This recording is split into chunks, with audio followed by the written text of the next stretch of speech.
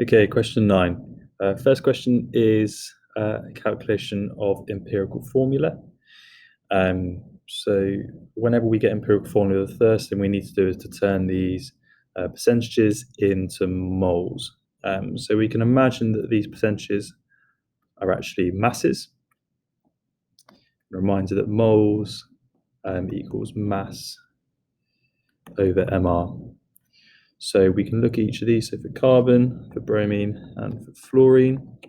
So carbon, the mass is 8.05 divided by its MR of 12. Bromine, 53.69 divided by its MR of 80. And fluorine, 38.26 over its MR, which is 19. So if we put those numbers into the calculator, for carbon, 8.05 divided by 12 equals 0.67. Bromine, 53.69 divided by 80 is also equal to 0.67, and fluorine, 38.26 divided by 19 is equal to 2.01. Okay, so that'll give you 1 mark. We just now need to show that the ratio between these three numbers is the same as the ratio of atoms in this empirical formula. So we need to show that 2.01 over 0.67 equals 3. So that shows us that for every 3 fluorines, there is 1 bromine and 1 carbon. So that proves that empirical formula.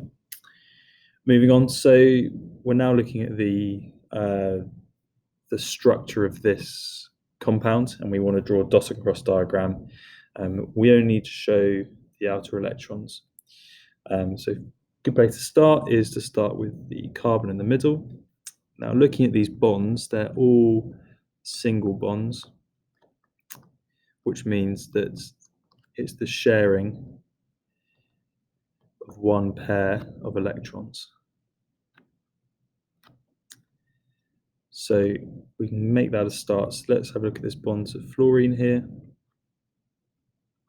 So there's our single bond there, with 1 pair of electrons being shared. Now, fluorine on its outer shell has 7 electrons to start with. 1 of those electrons has been shared with the carbon, so that leaves 6 unpaired or unbonded electrons. And that's exactly the same for the other 2 fluorine molecules. So 1 shared pair of electrons and then 6 unbonded electrons.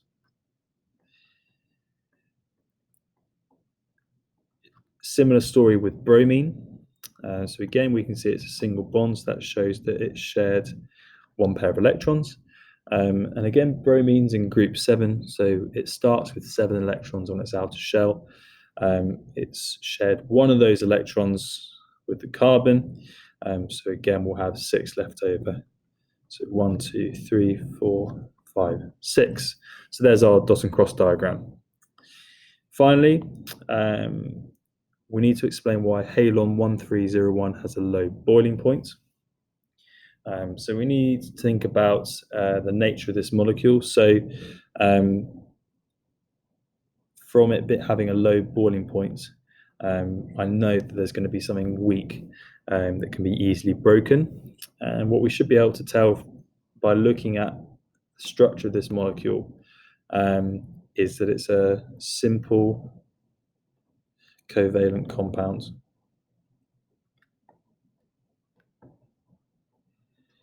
Okay, so simple covalent compounds contain weak intermolecular forces.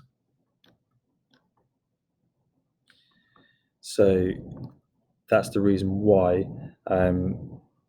they have such a low boiling point. If we imagine